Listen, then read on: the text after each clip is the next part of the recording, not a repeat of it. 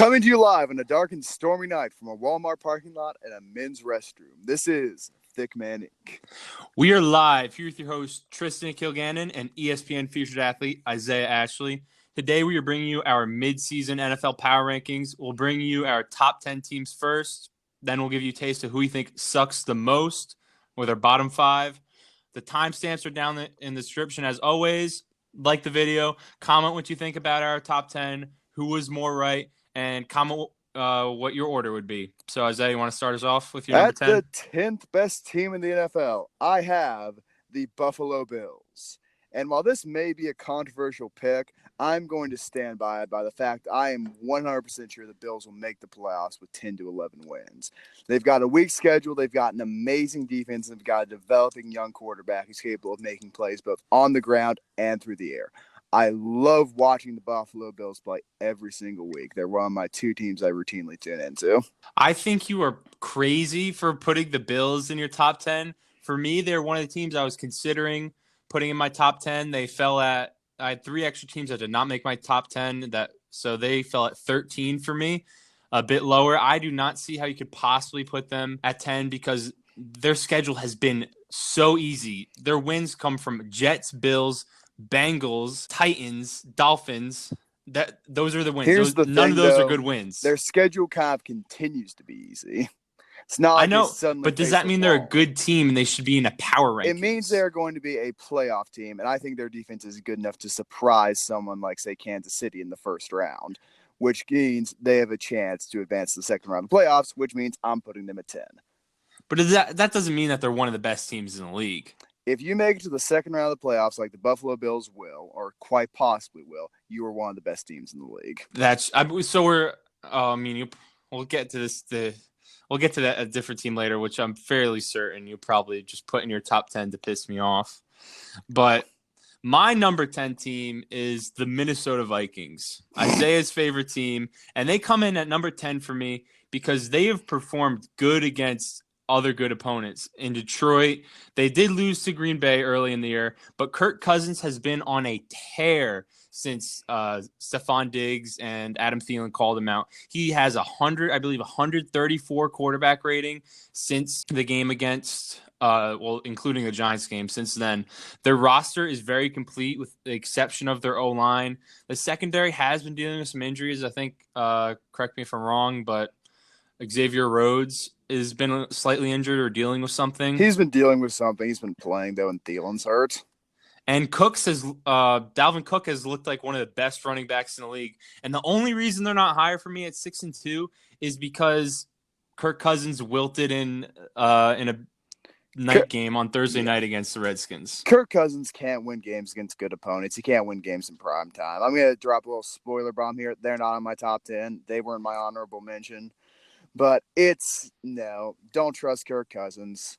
They will at best be a 6 seed and get blasted by someone in prime time. So is another reason you don't have them in your top 10 because of the Packers?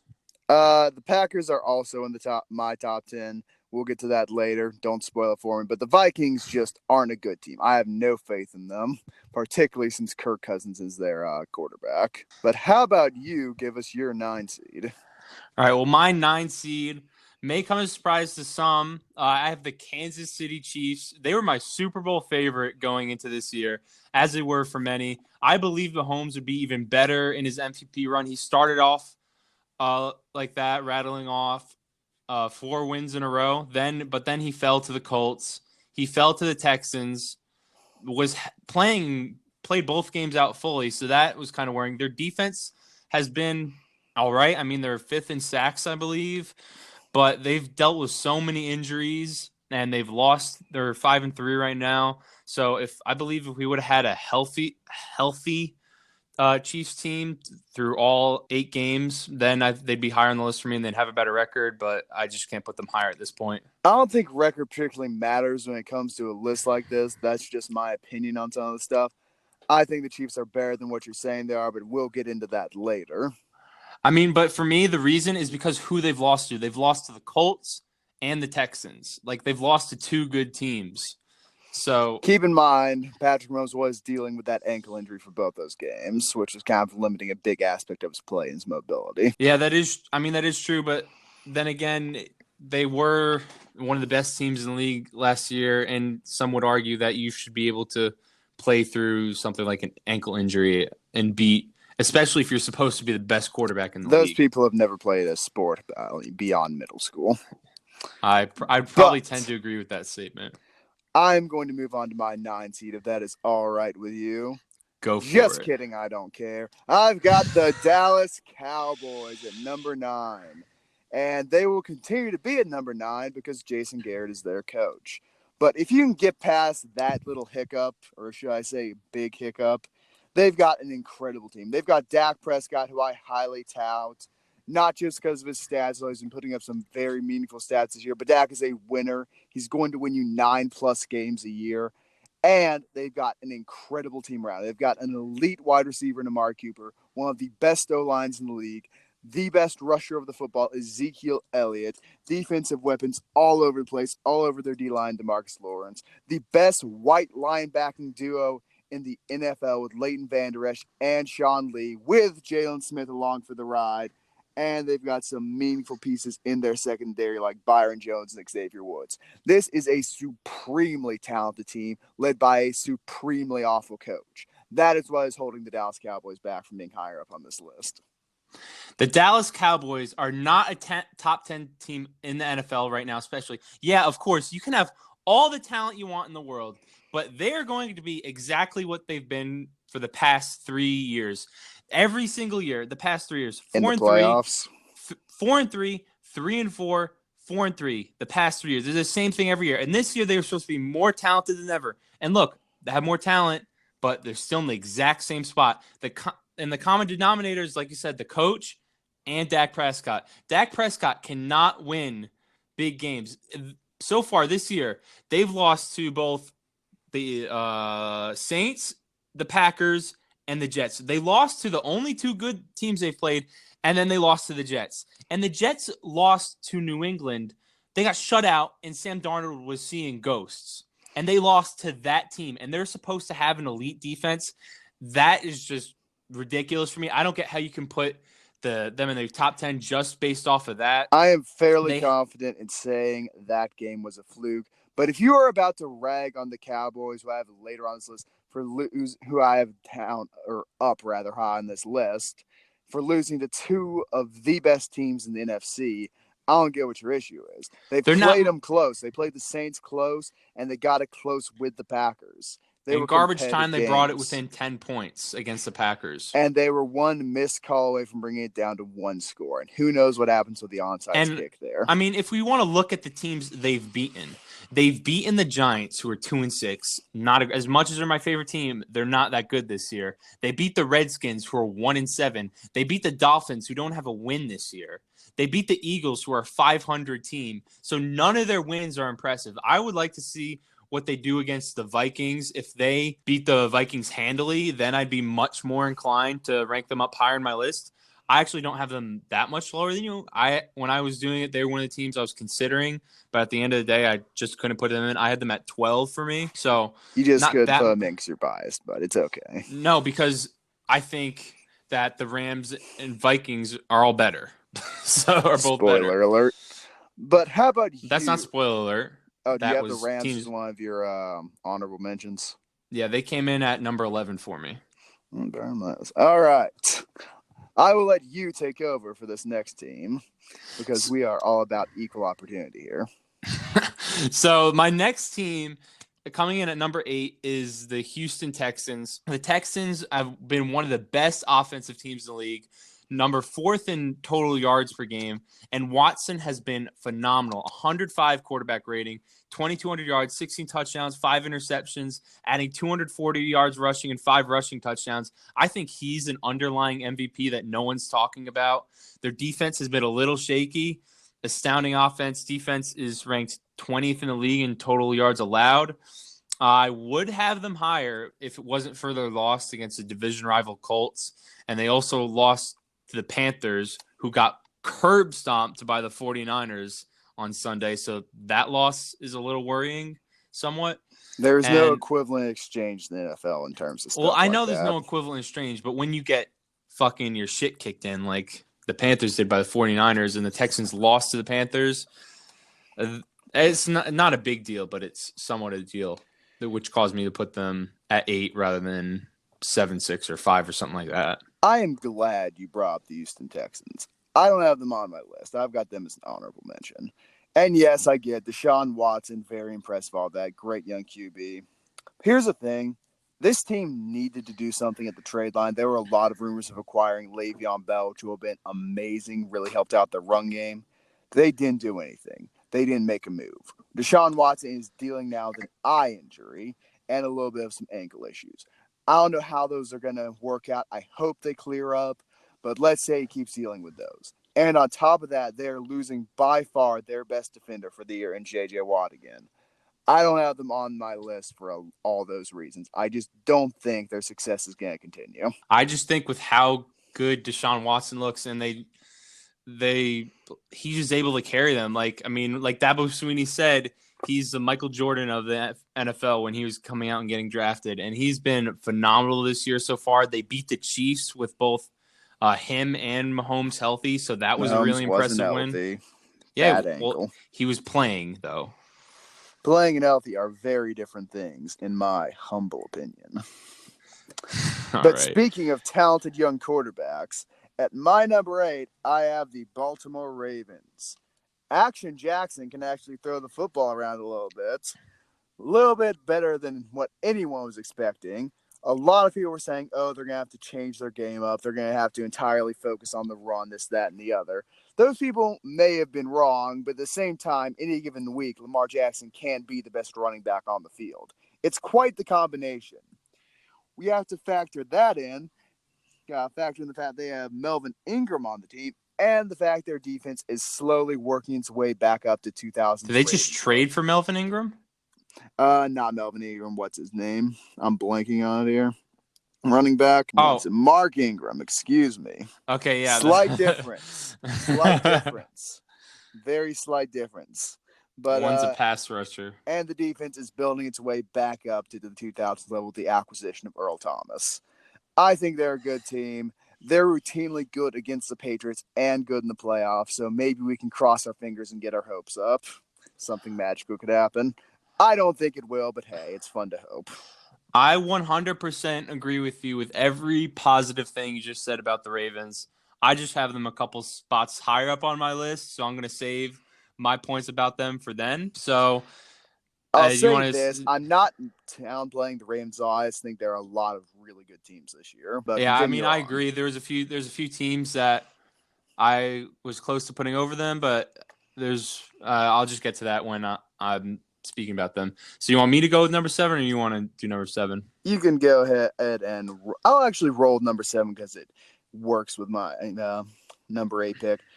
I've got the Seattle Seahawks, and yes, I know they lost to the team I put number 8 in a day which was not great weather-wise, in which the Seahawks not much for run game, and the Ravens had Lamar Jackson. Lamar Jackson single-handedly won them that game. But Russell Wilson's been phenomenal all over the board, and Pete Carroll is doing an amazing job putting him in great situations. And their front office is also building back up that defense, most notably with the acquisition of Jadeveon Clowney, which I think is an amazing move, particularly in stopping the run, because they will face some teams in the NFC with heavy rushing attacks, like the Vikings, like the blank on the name, Packers have a meaningful running game, 49ers, they got a good rushing attack, and they're preparing for that with the Jadeveon Clowney. I think they are a very well put together team. Well, you look at that. We agree on another type. I have the Seahawks at number 7 as well. You were finally right. Congratulations. And Russell, like you were saying, you're making progress, Tristan. Okay, buddy. Russell Wilson has been the leader in the MVP conversation. I think he should be leading the polls, or whatever you want to call it right now. He has 2,100 passing yards, 17 passing touchdowns, 1 interception, 182 yards rushing, 3 rushing touchdowns. He's currently on pace to be responsible for 40 touchdowns and just 2 interceptions. So just that right there, they're not turning the ball over at all. It's just their defense has been a little shaky, 23rd in total yards given up. So it happens. That's kind of a reason for concern. And the reason I do not have them ranked higher is because of their loss to the Ravens, like you just said. The Ravens kind of beat their ass. They doubled their score, basically, 30-16. And you'd think Russell Wilson's a better quarterback than Lamar Jackson. He should have been able to win that game. So that's the only reason I have them at 7. Again, I think rather weather than played a factor in that game. I think top to bottom, the Seahawks are a better team. I don't think I think the Ravens probably have a better defense. I think Russell Wilson is carrying the Seahawks right now. I think they lack some talent around on their offense. They need to start Shaq Griffin or whatever his name is. Like, Chris Carson is not a super elite running back, but he's top 5 in rushing, I think, because of the threat Russell Wilson has to run and throw. You got, the receivers aren't anything special. They have Tyler Lockett. He's good, but he's not fantastic. So I think the Seahawks' success right now is mainly all on Russell Wilson. But I'm also still confident that they'll get to the 13-3 record I had predicted. I think you are smoking a lot of supplements of the brain if you're putting them at 7 and 13-3. But how would you tell us your number 6 seed? Well, they can still go 13-3 with the rest of their schedule. But my 6th seed coming in with a 5-2 record, I have the Colts. You were so close. Anyway, keep going. And the Colts have been phenomenal. And Isaiah's prediction of comparing Brissett to Stephen Bartholomew Young has been right on point. The defense has been solid, and this season has been incredibly impressive. They lost one of the most talented quarterbacks coming to the NFL in Andrew Luck right before the season. And then Brissett, all of a sudden they have Brissett starting, and then they find themselves midway through, and they're 5-2. I think that right there is pretty impressive. Their only 2 losses was week 1 against the Chargers, which I think the only reason they lost that game is Andrew Luck wasn't there, less time for Brissett to get integrated in offense. That was a big reason they lost that game, and they did lose to who else did they lose to? I believe the Raiders in week 3. Yes, and they lost to the Raiders in week 3, who, have had a couple sneaky wins, and they show up occasionally. And they've beaten the Texans, and they've beaten Kansas City. So that, again, is impressive for me. And that's why I have them at 6. But you're close. You were almost right in the positioning. But at my number 6, I have the San Francisco 49ers. You can domestically abuse the Carolina Panthers as much as you want on Sunday Night Football with some white dude named Kyle throwing the ball. I don't find that impressive. The Panthers were not a great football team. The 4-2 record they brought into that game was ridiculously deceptive. But the San Francisco 49ers do not have an offense, if we're being honest. They have West Coast Gronk and West Coast Tom Brady, except Garoppolo is nothing mentally compared to Brady. But then you have to look at their defense. The defense is why they're 7-0. They have monsters all over the place. Richard Sherman, DeForest Buckner, D. Ford, and the better Bosa brother. They're going to continue to dominate teams. But you also have to look at their schedule. They had a cakewalk the first half of the year. Now it gets real. Now they got to play some tough teams. I would personally be surprised if they don't finish the season with 3 or 4 losses. My opinion on the 4, I think you're kind of crazy for having them ranked that low. I think you're very wrong on that one. I think record is not a reflection of skill. It's a reflection. It is not a reflection of skill, but they have the least amount of yards allowed on offense, the least amount of on defense. Sorry, the least amount of points allowed on defense. They have the best defense in the league. I know the Patriots are getting a lot of publicity, and I hope if you have the 49ers ranked 6th because they haven't played anyone, you also have the Patriots ranked low because they haven't played anyone either. Well, both their schedules. I'm going to say something. Let me finish, Little Bean. Let me finish, Little Bean. No, Old Bean, you're going to have to listen to me on this. You're the Little Bean. The Patriots have proven themselves as a team year in, year out for the past 2 decades. The San Francisco 49ers had, the 3rd overall pick last year. I don't expect a little rags to riches story just like that. I have trouble putting faith in this team. But 6 down 6, 7-0 in the year. That's just questionable. I'll get more into my analysis of them later on because I have them much higher up on my list. But at number 5 for me, I have the Ravens at 5-2. You had them at 8? Yeah, 7? I have them at 8. I have them at 5. Like Lamar Jackson, he's also had a very MVP-like season. Their 2 losses being to the Chiefs and the shitty Browns. They smothered the Seahawks, and that's the reason why I have that 5. I was so high on the Seahawks, and when I saw the score being 30-16, Lamar outdueling Russell, not necessarily through the air, but overall with actually winning the game. Their offense is second in total yards. They're the best rushing team in the league. I think it'll be really interesting to see how they do against the Patriots. If they make it a good game, even if it's even a close game, I'll be even more confident in them come the playoff time. You realize the Bills played the Patriots close, and you've been bashing them constantly, right? Oh, the Bills also fuck the Bills. Yeah, that's what I thought. Fuck the Bills. Fuck the Bill. Fuck Josh. That's also because the Patriots, that's the only decent team they've played. And keep in mind, I still have the Bills ranked 13th. It's not like I think they're one of the worst teams in the league. 13th best team doesn't make the playoffs generally, considering it is a 12-team system. But I think you are very wrong about that. Well, that's also because I have more NFC teams in here than I do AFC teams. Keep that in mind. Classic NFC bias. But I think the Ravens are a good team. I just don't think they're better than any of the other teams I've listed off. Transitioning to my number 5, I have the Indianapolis Colts. Again, like I said, Tristan was very close to being right, but messed it up somehow. I'm sorry you just choose to be wrong. But the Colts' losses this year, like you said, Chargers and Raiders early on in the year, a lot of that can be contributed to the fact that Jacoby Brissett was not the one holding the reins of this team early on in the year. In preseason, he was getting ready for Andrew Luck to take back over. The team was kind of feeling it. And then suddenly, preseason game number 3, I believe, would you look at that? You're the starting quarterback, Jacoby. Have fun. And he has handled it magnificently.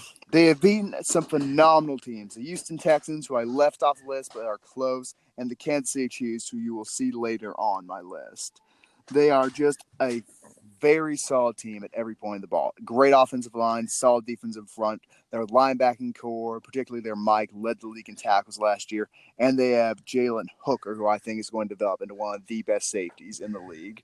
And has already shown signs of greatness, particularly that one-handed interception at week 1. And last but not least, they have the GOAT and Adam Vinatieri, still knocking down 50-yard game winners. I cannot be more excited that Jacoby Brissett is succeeding, and I can't wait to see what this team does in January. The funniest thing about Vinatieri's game winner was the mascot hip thrusting in the background. I found that probably funnier than I should have. Good. Appealing to the mature audience, I see.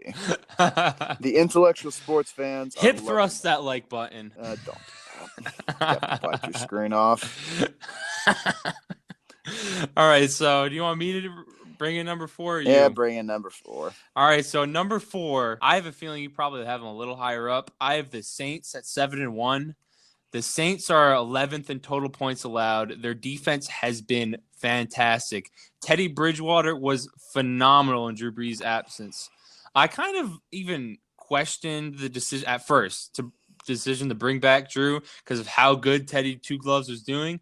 But then Drew looked good against Arizona, and their defense has been so good against all the teams they've played. Only loss coming to the Rams in week 2 when Drew Brees got hurt and Teddy Bridgewater had to fill in. Probably wasn't working with the first team in practice the whole week before. So I think if they have the same quarterback starting the whole year, they may even be undefeated up to this point. Yeah, I'd agree with you on that. They could be undefeated really easily. I don't know why you're putting them this low. I mean, this low is in parentheses. They're a top 4 team in both our opinions. But we'll get to what I think about the Saints soon. And number 4. Okay. They'd be higher because also you're forgetting you think a lot lower of the 49ers than I do. Yeah, I logically think that way. But in number 4, we have the Kansas City Chiefs. And this one comes to the bit of an asterisk. How they get to the 4th best team in the league form is that Mahomes takes a little bit more time off, maybe rest against the Vikings, then kind of steps back into that starting role, lets Matt Moore ride the bench a little bit, hold the clipboard. But if Mahomes comes back healthy, this is a scary, scary offense. Shady McCoy, Travis Kelce, Tyreek Hill, David Robinson, DeMarcus Robinson, Watkins, whatever his name is, and Patrick Mahomes, and a very stout offensive line, particularly in pass protection. The only thing which is going to stop that offense is their defense. You can score 50 points a game all you want, but you can easily lose with the Chiefs' defense. I could play in their secondary. It's that bad.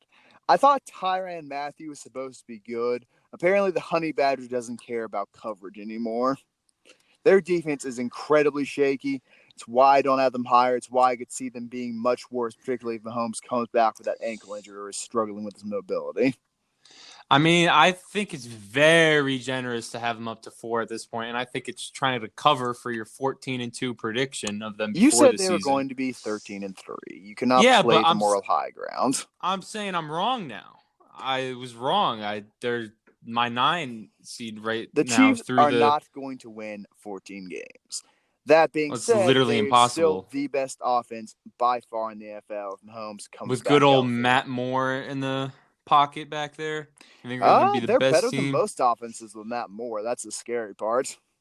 Yeah, their defense is definitely not that good. 24th in the league in yards allowed. I mean, that's why I have them at 9. They're missing Patrick Mahomes. He's been struggling with injury. Like you said, the reason they lost those games is because he's struggling with injury. That ankle injury, the knee injury, we don't know how it's going to affect him. If it does affect him when he comes back, they could very well easily drop games to the Vikings and talented teams they play down the stretch. So that's why they're no pressure in their division because it's the Raiders, Chargers, and fucking Broncos. So there's no pressure from them not to make the playoffs. They're very clearly going to make the playoffs. Everybody saw them pop his kneecap back in place and have him walk off the field. There's no major damage in there.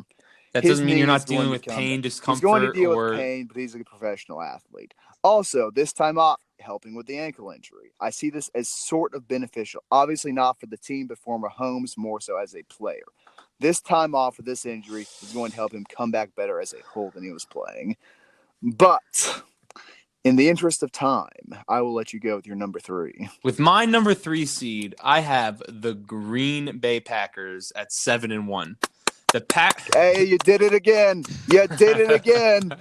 2 for 10, baby. The Packers maybe 3. We'll see. The Packers have been phenomenal, and Aaron Rodgers finally has an all right defense. Aaron Jones has looked great. 446 yards rushing, 8 rushing touchdowns, 355 receiving yards, 3 receiving touchdowns, putting up great stats there, filling in while Aaron Rodgers' other wingman, Devontae Adams, is injured. He finally returned to practice this past week from his turf toe injury, so we'll see how he is. I don't know if he's going to return this weekend, what that's looking like. But the Packers' offense is 3rd in scoring with their solid defense. I had them at 13 or 12-4, I think, at the beginning of the year. So I think they can go very far in the playoffs and possibly win the Super Bowl. I agree with you on some stuff. I don't think you quite are assessing the value of Aaron Rodgers correctly. He has had 3 games over 300 yards, one of which was against the Chiefs. We've already established, and you and I both agree they have a terrible secondary. One of which was against Eagles, in which he threw the game-losing interception in a Russell Wilson to Malcolm Butler-esque play on the goal line. And then the one which I'll give him absolute credit for was against the Oakland Raiders. He had a great game that day, but the strength of that team has been the other Aaron. Aaron Jones is a phenomenal offensive force. He's a great running back. Dare I say the best one he's ever had with him in his career. And his defense is looking very, very solid. Suffocating teams like the Vikings, the Bears, and for the most part, the Bears aren't very good. The Bears will be all right. And that was they beat the Vikings when they were still, going through a bit of a rut and not on their roll that they have been on. You realize they were a winning team against Kirk Cousins. That happens. They didn't play Kirk Cousins when he had the best quarterback rating in the league. Kirk Cousins is not a good quarterback. Best QB rating in the league. We're not going to have this argument again and again. And you're the one who devalues QBR when it's brought up with Dak Prescott. Fuck Dak Prescott. Exactly. You're biased ass female. But anyway, who is your number 2 seed? My number 2 is the San Francisco 49ers. I'm proud of you. At 7 and you don't know my number 1 is. I'm Get proud. The fuck out of here. You don't know my number 1. Well, the 49ers are my 1B, I should say. I was close. Takes a big man to do what you're doing. What do you mean? Swallow your pride. Admit you're wrong. We'll get into that later. The 49ers have curb stomped a couple teams. Ugly one except for the ugly one against the Redskins where it was 9-0. Jimmy G has been okay.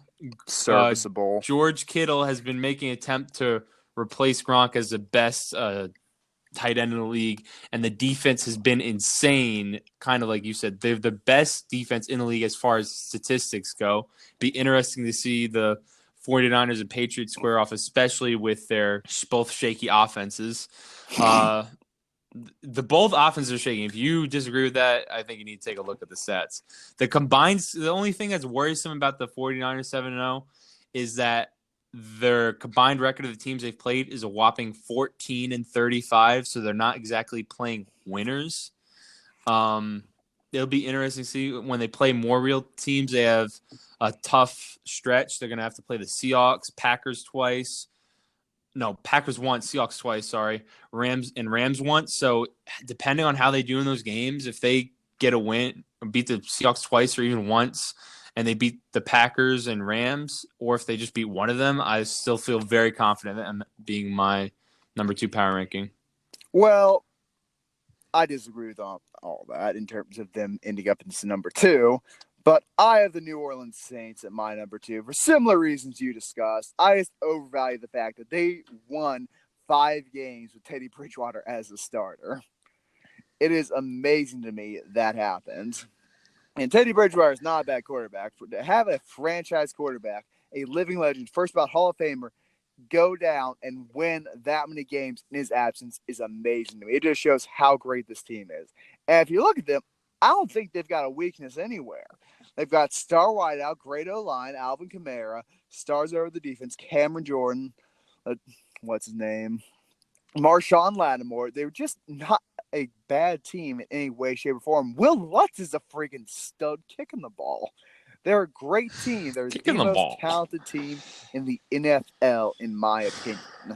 Talent does not equal wins. Put them right up there with Dallas Cowboys. Those two are about equal to me. They just have a slightly different coaching situation in Sean Payton.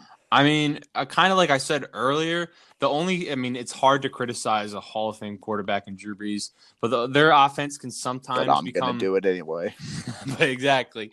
Their offense can sometimes become I don't even know if limited is the right word, because sometimes Drew Brees' arm power just isn't there as he's getting older, and that sometimes becoming a problem is the only reason I have him at 4, and their loss to the Rams. That's when Drew Brees got hurt. So, yeah, I could have definitely had them up higher. There's not much to disagree. And between 1 and 4, there's not much that you can they're all very good teams, the best teams in the league at that point. I'm proud of you, by the way, for what you're about to have to say. And as my one seed, I have the New York Giants. I'm kidding. As my 1 seed, I have the New England Patriots. The defense has been phenomenal. They've only given up 2 passing touchdowns this year. I'd like to point out one was to Danny Dimes. And one was to Baker Mayfield, who you've been crapping on all year, but continue. Fuck Baker. They've also had 19 interceptions. I really am excited to see them play the Ravens. I want to see how the defense does against Lamar Jackson, and I want to see them. You think they can get up to 25 interceptions? Okay, but the reason that game's so interesting to me is because the only good team or decent team they've played is the Bills, who have a very good defense. And I think that the Ravens defense is 100% offense is 100% better than the Bills offense with Lamar Jackson type of numbers he's been putting up. Him and Josh Allen have similar games. It's just that the Ravens' talent they have an offense, the scheme they have an offense has been executing a much higher level than the Bills. So I think it's going to be really interesting how that game goes down. Like the 49ers, their schedule has been very weak at 14-35. But the reason I have them at 1 instead of the 49ers and Packers, because like you said earlier, their pedigree, they've always been good the past few years. So the undefeated record is enough for me to feel comfortable putting them at 1 despite their offensive struggles. Here's the beauty of the New England Patriots. They would have won, I believe, 3 games if their offense had not stepped on the field, thanks to special teams and defensive touchdowns. Ain't that something? Oh, man. Their defense is so good. It's so good. The best passing defense in NFL history. I don't think there's really a debate at this point. 19 interceptions in week 8? Most teams aren't going to get 19 through the full season. It's insane. They've got the best cornerback in the league right now, Stephon Gilmore, who is doing a phenomenal job. He can put receivers on an island. Julio Jones will cease to exist if he has to play this team. Antonio Brown, if he was still in the league, would cease to exist. Tyreek Hill will not exist and be treated like he treats his son if they play this team. It is not a friendly place to play if you're an offense, particularly since they have that superb home field advantage. But, oh, man. And, yes, I know their offensive numbers are down, but you got to look at it this way. Thanks to their defense, they've been starting at the 50-yard line in a lot of the time. It's hard to rack up yards when you're in that position. Yeah, but man. How do you feel about their schedule being so weak, though? I mean, the schedule's so weak because they curb stomp teams. They have psychologically broken the Dolphins to the point they're in a super tank. Yeah, but it's halfway through the season, and the other teams have compiled a bit of a record, and they have the first and second easiest schedule in the league, tied with the 49ers, who ironically were my second seed. Yeah, I don't care. The Patriots are going to be great regardless of who they play. They may drop a game or two. I don't think they drop one to Baltimore because Bill Belichick is smart enough to handle the Ravens. And Lamar Jackson can't have sloppy deep balls like he's been known to have against the Patriots because that's going to be 20, 21, and 22. So you think the Bills' offense is better than the Ravens' offense? I didn't say that. I think the Bills are very stout offensively, better than you'd have expected. They were good at clock management, which is why that game was so low scoring and also ended so quickly. I mean, the Patriots are going to be going against the second highest producing yardage offense in the Ravens. And Lamar Jackson, say, is just the top style running a lot is similar to Josh. And Josh Allen's not a super accurate quarterback, so you can't say, oh, well, Josh Allen's more accurate. I could say that, but I will not at this point of time. I'll also remind you the Bills' defense is substantially better than the Ravens, but we are arguing semantics. I would like to know that we both agree on the Patriots. I think they're a little bit greater than my co-host does. I still have them at 1. And that's okay. The idea you would put a 49ers or really any other team in the conversation with the New England Patriots right now is laughable, in my opinion. So do you want to get to the dumpster fire teams? Yes, the dumpster fire teams. You start us off with your 5th worst team. At number 5, I've got a tie, and it's both New York football teams. And fortunately, this tie will be answered later on in the year when they play each other. But you've got to look at it. The Giants have 2 wins. The Jets have 1 win. The Giants' 2 wins are against the Deadskins and against the Buccaneers, who, let's be honest, they shouldn't have won. Coach Arians and Matt Gay screwed that team over. The Giants should be at 1 win right now, and deep down in your heart, you know it. And the Jets are kind of a mess, but they've still got Le'Veon Bell and Jamal Adams, so that could win them a game or two. I highly disagree on the Giants being ranked there. I think they're sitting – so we're at the 28th best team in the league if you want to look at it from that perspective. I think the Giants are sitting more around 25 or 26 at this point. It doesn't really fucking matter. All those teams have 2-1 win. So as far as that – but for me, the 5th worst team in the league, 28th best team in the league is the Atlanta Falcons. They are 1-7. And surprisingly, their offense is top 10 in total yards. And they score the ball pretty well. But their defense is one of the worst I think I've ever seen. They give the most points per game in the NFL compared to every other team. And they give up the 5th most yards per game. They have a defensive-minded head coach. And they are this fucking garbage. How do you have a defensive-minded head coach and have the worst defense in the NFL, basically? They're 1 win. Asterisk with the whole their offense is number 10. Their offense is number 10 because they spend a lot of time in the field thanks to their defense giving up a touchdown almost every drive. I think they're even top – they might even be top 5 in total yards. I don't know about points. But their yards is a deceptive stat. But that is true. Their 1 win came against the Eagles, and that's even more reason to see why the Cowboys are frauds. The Falcons beat the Eagles. So major changes need to happen. Equivalent exchange. Not the same thing. But I've got them as my number 4 worst team in the NFL. You are close to being right yet again. They're really bad. I think Julio Jones, Devontae Freeman, and Matt Ryan push them a little bit above the 2 New York teams. That's just my opinion. Both those teams have garbage defenses. I mean, the Falcons have a ridiculously garbage defense. You just said they're worse than both the Giants teams. I mean, excuse me. I am thinking of things in a different manner. You are right. I think they're worse than both the New York teams. Okay. Purely due to the fact they have the worst defense in the NFL, which is always injured. I thought they'd at least wait till week 8 or 9 to start doing this. And why I predicted them having 8 wins. I thought they were going to be a good team until their defense completely fell apart and got hurt. They couldn't make it 2 weeks. They had guys getting hurt against Minnesota in the first game. It's crazy. I don't know how this keeps happening. I don't know what type of leash you get after blowing a 28-3 lead in the Super Bowl. Evidently, it's a big one. Julio Jones is probably depressed right now, having to deal with this crap, wasting his prime. And I don't know what Matt Ryan's thinking. We went from MVP to 1-7 pretty fast. Atlanta is a rough place to be. All they have to look forward to is Trae Young and Ronald Acuna's development. And at my fourth worst team, I have a team you already named in the Jets.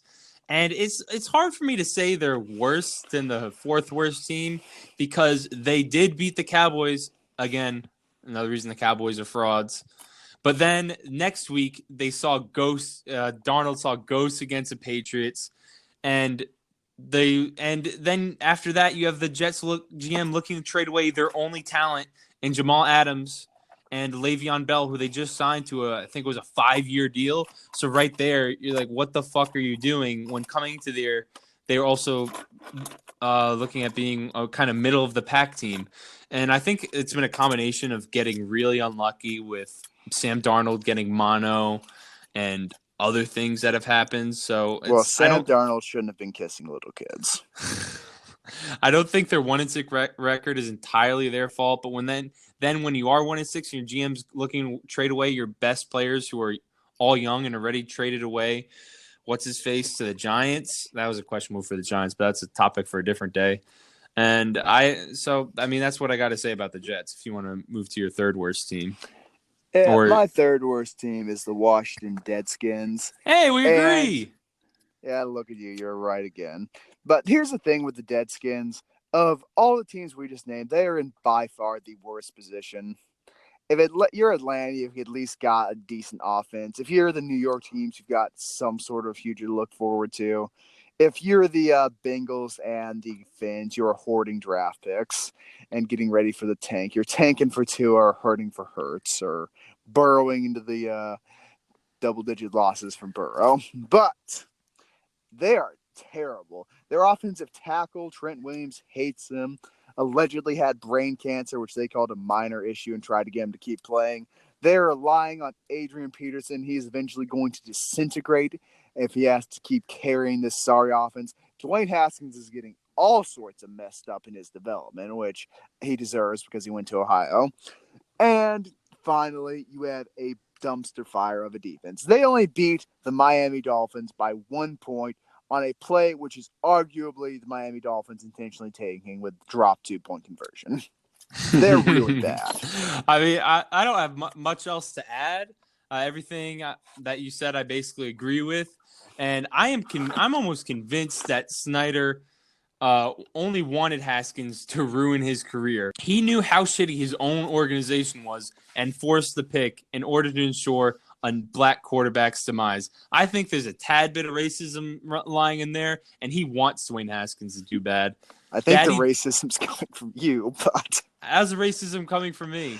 Dwayne Haskins is going to fail for a lot of reasons in Washington, none of which are his skin color, but Daddy Dwayne... Snyder has manufactured this situation in order for Dwayne Haskins to fail, is what I'm saying. I don't think Dan Snyder's competent enough to manufacture anything. Because Dwayne Haskins deserves better.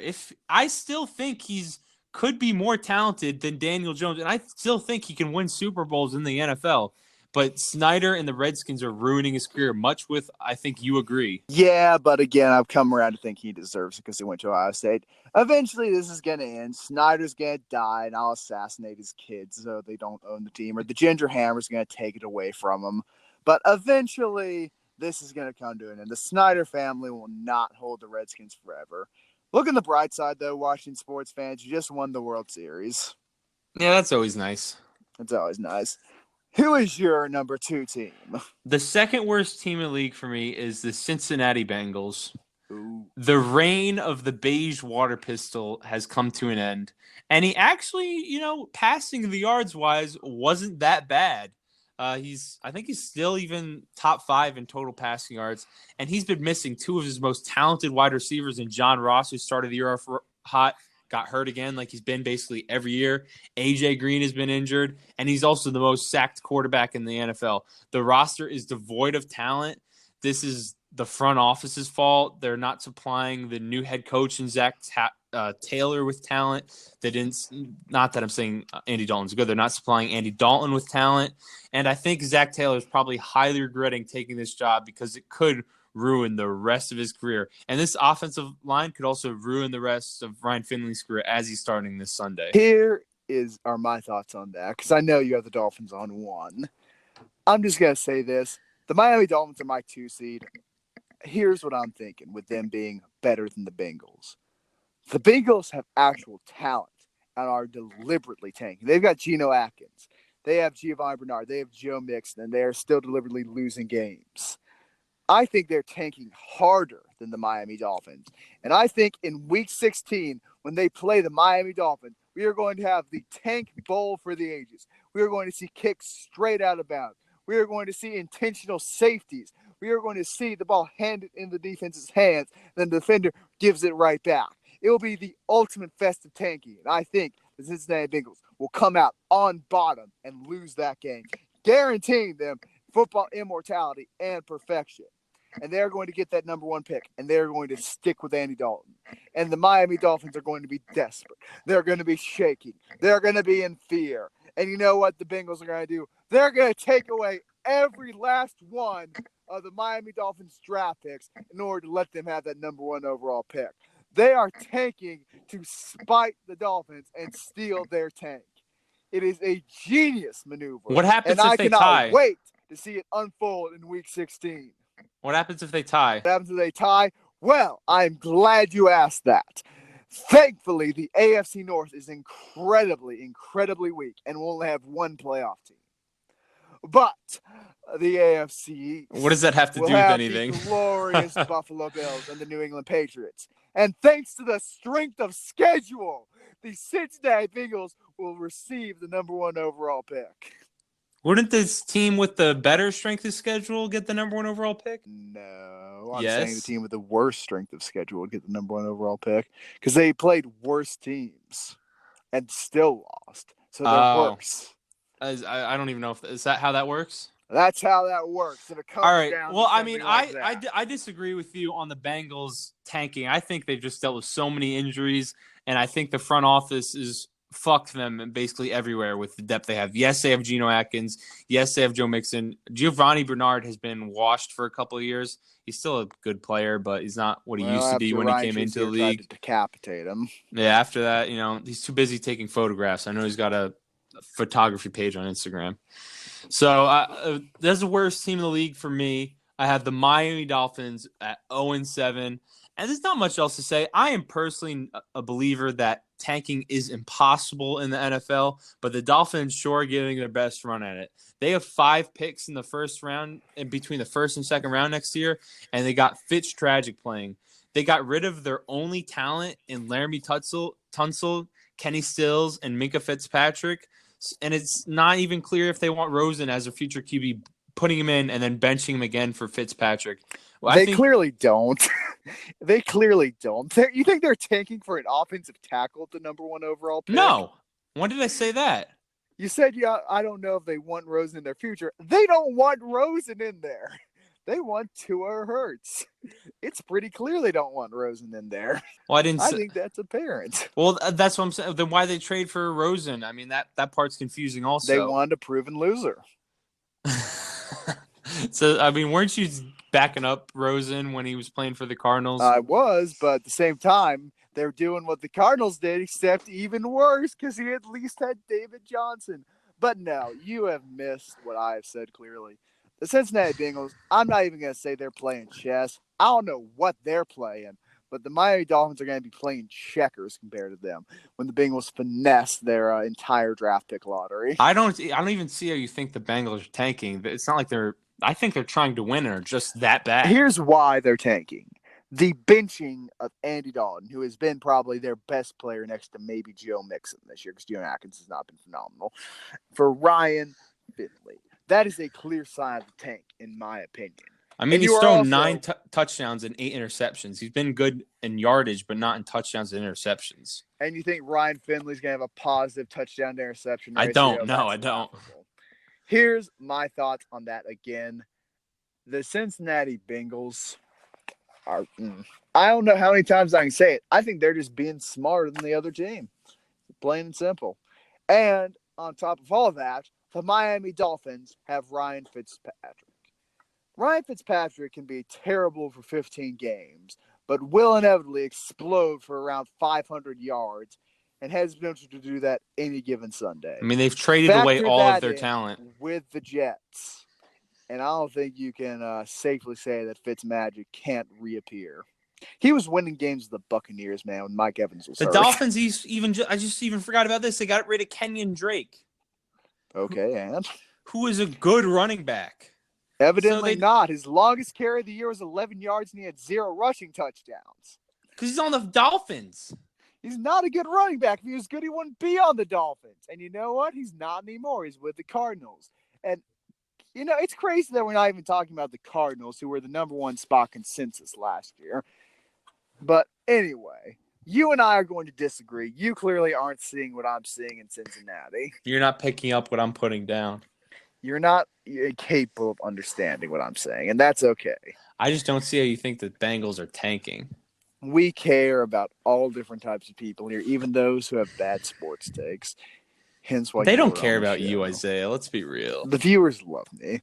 Also, we're absolutely clipping that segment when I yell about the Dolphins. But anyway, it got kind of quiet there. It's like you were yelling, but like it got more quiet.